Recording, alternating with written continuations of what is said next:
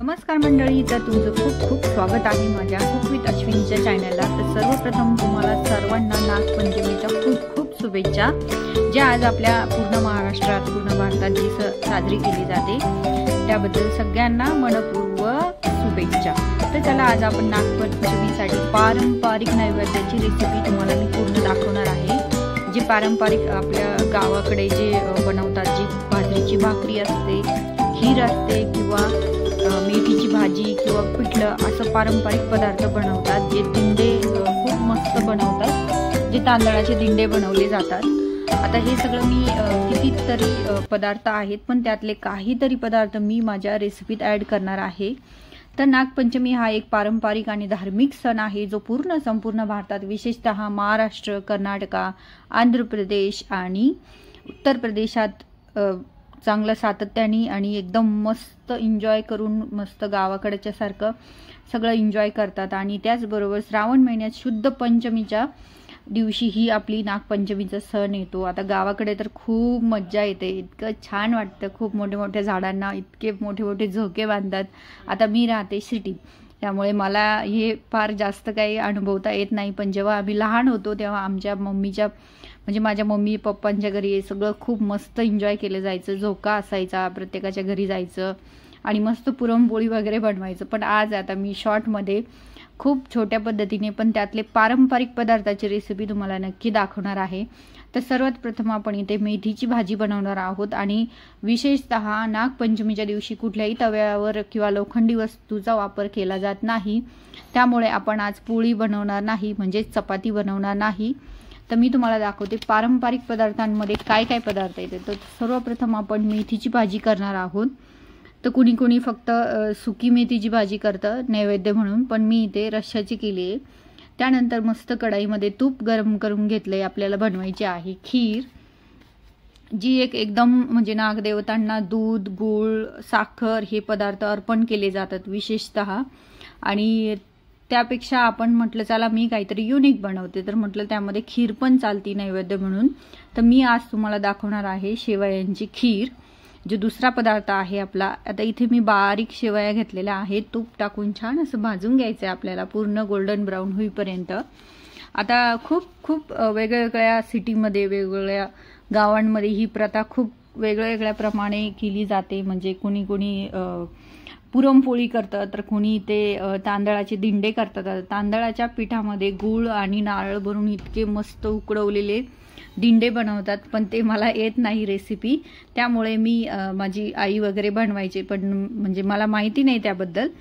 So म्हटलं चला आपण खीर बनवूया, जी आपल्याला माहिती आहे तेच करूया, म्हणून मी म्हटलं चला आज आपण मस्त खीर बनवूया। आणि मैत्रिणींनो, तुमच्या सिटीत तुमच्या घरी तुम्ही काय रेसिपी बनवली आज ते पण मला नक्की कॉमेंट करून सांगा, आणि तुम्हाला माझी पारंपरिक रेसिपी आवडली का तेही सांगा।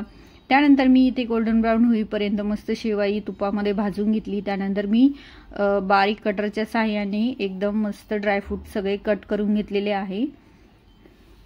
त्यामध्ये आपण मस्त असं मगज बी पण टाकणार आहे, त्यामुळे टेस्ट खूप छान येते आणि मस्त लागते त्याने।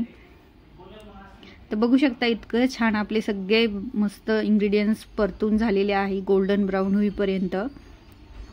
आता इथे तुम्ही आणखी तुम्हाला त्यामध्ये आणखी काय ॲड करता येईल ते पण तुम्ही करू शकता। आता मी तर खीर सिंपल बनवणार आहे, त्यामुळे मी फक्त ड्रायफ्रूट्स आणि शेवई आणि फक्त दूध मिक्स केलेलं आहे। आणि त्यानंतर आपल्याला साखर मिक्स करायची आहे त्यामध्ये, आणि थोडीशी विलायची पावडर। ती विलायची पावडर शिवाय तर टेस्ट एकदमच कमी येते।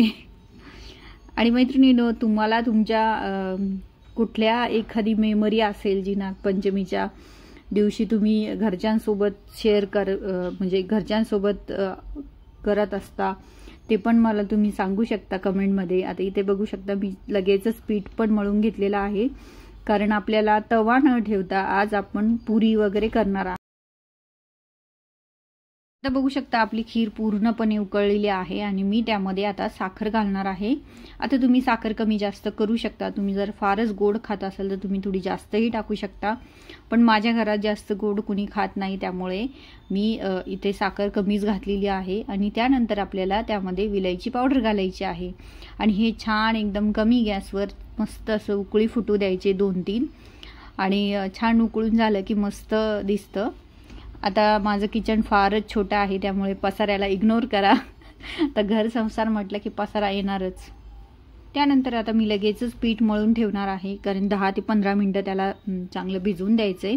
आणि तोपर्यंत मी पुढचीही कामे करून घेणार आहेत, कारण सकाळी सकाळी एवढं गडबड असते आणि त्यात हा स्वयंपाक पण आज लगेच सकाळीच करायचा होता.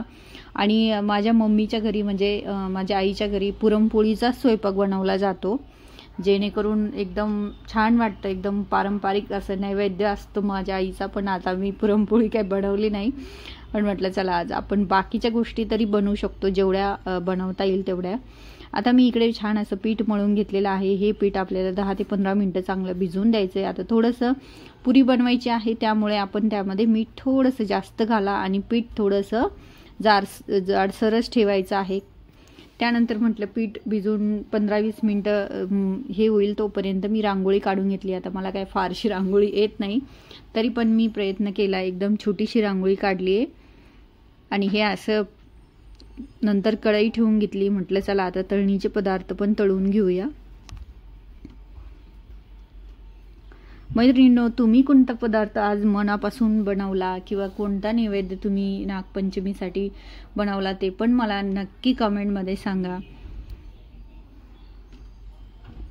तर आता मी इकडे कढई तापायला ठेवलेली आहे, कारण आपल्याला बाकीचं कुरडई वगैरे तळून घ्यायचं आहे. मी तव्याचा वापर करणार नाही आहे, कारण म्हटलं जातं की पारंपरिक पद्धतीने आपण सण साजरे केले पाहिजे आणि यामध्ये कुठलाही लोखंडी वस्तूचा वापर केला जात नाही, त्यामुळे तवा पण ठेवायचा नसतो. आता मला नाही माहिती, पण हे जे परंपरागत आपल्या पिढीनुसार आलेलं आहे तसंच आपण, मला तरी वाटतं की फॉलो करायला पाहिजे. आता मी इकडे मस्त तेल आपलं तापलेलं आहे आणि कुरडई मस्त तळून घेत आहे. बघू शकता माझ्या मम्मींनी म्हणजे माझ्या सासूबाईंनी ज्या कुरड्या बनवून घेतल्या आहेत त्या किती छान आणि मस्त फुलत आहेत. एकदम पांढऱ्या शुभ्र झालेल्या आहेत आणि चवीलाही खूप सुंदर लागतात. त्यातली त्यात माझ्या मुलाला खूप आवडते, त्यामुळे मी तर त्याच्यासाठी 1-2 एक्स्ट्राच करून ठेवत असते. आणि हे जे नाचणीचे काय म्हणतो आपण त्याला, बॉबी म्हणू शकता किंवा पोंगे म्हणू शकता, हे पण माझ्या मुलाला फार आवडतात.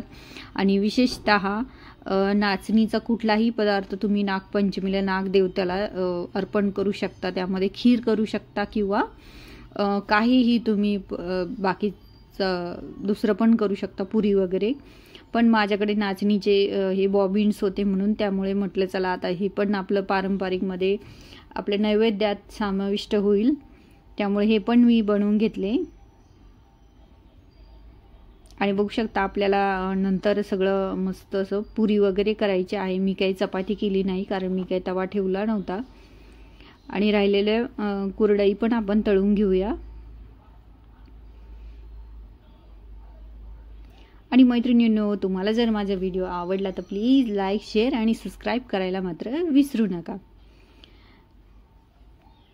आता आपलं तेल पण छान तापून झालंय. आता मी मस्त असं छोट्या छोट्या पुऱ्या बनवून घेणार आहेत. आता एकदम वेळ पण खूप होत चाललाय आणि सकाळीच नैवेद्य द्यायचा असतो, त्यामुळे मी पटपट आवरत होते. म्हटलं चला आता फास्टमध्ये थोडीशी मोठी चपाती लाटूनच त्याच्या 3-4 पुऱ्या करून घेऊया, म्हणजे पटकन नैवेद्य पण जाईल आणि माझंही काम पटपट आवरेल.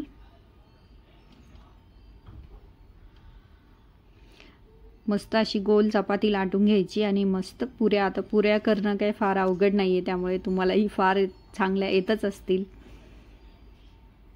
आणि पुरी करताना नेहमी लक्षात ठेवायचं की पीठ नेहमी त्याचं जाडसरच पाहिजे, अजिबात जास्त पातळ वगैरे मळायचं नाही, जेणेकरून आपली पुरी चांगली फुगली पाहिजे टम्म अशी.